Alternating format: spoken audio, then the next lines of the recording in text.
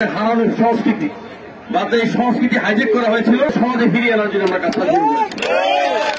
সেই ধারাবাহিকতায় গতকাল আমরা চিত্রাঙ্কন প্রতিযোগিতা আয়োজন করেছি। আজকের এই ফুটবল খেলা এক সময় বাংলাদেশে ফুটবল খেলা ছিল অনেক বেশি জনপ্রিয় একটা খেলা ছিল।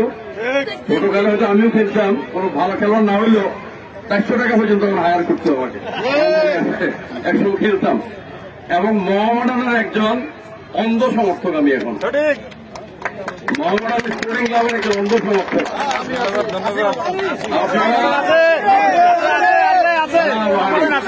এবং খেলায় অনেকে আমাকে বলে যে একজনই এত কথা বলে, আমি কিন্তু একটু অন্ধ।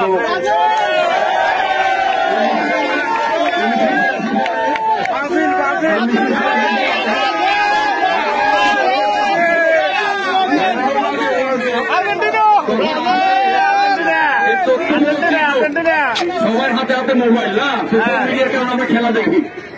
তখন আমরা রাত থেকে খেলা দেখতে হয়েছিল টেলিভিশনে, কারো বাড়িতে টিভি ছিল না, ইলেকট্রিকের লাইন ছিল না।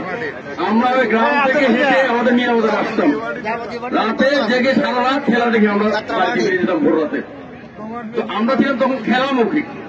মাদক কি জিনিস আমরা জানতাম না, খারাপ কোনো কাজের সাথে যুব সমাজ সম্পৃক্ত ছিল না। তো আমাদেরকে আমাদের দলীয় হয়ে যেহেতু কর্মসূচি দিয়েছে আমরা করেছি।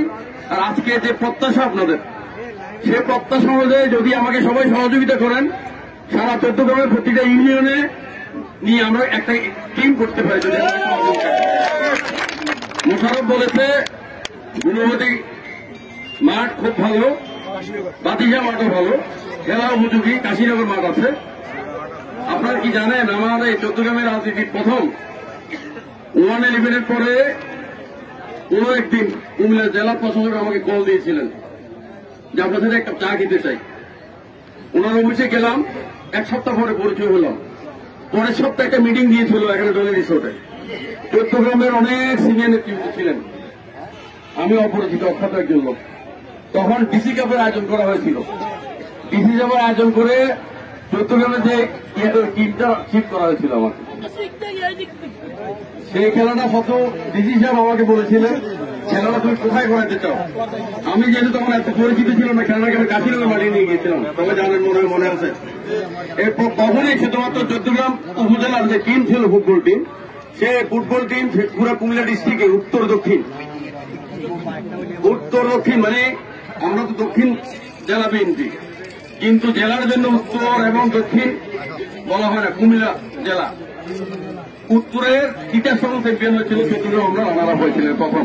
সেই ট্রফিটি এখন আমার ঘরে আছে, নিয়ে গিয়েছিলাম, সেই ট্রফিটি এখন আমার ঘরে আছে। সুতরাং খেলার সাথে আমার মত, খেলার মধ্যে আমি অনেক বেশি দুর্বল, আর ফুটবল খেলা হলে তো কোনো কথাই নেই।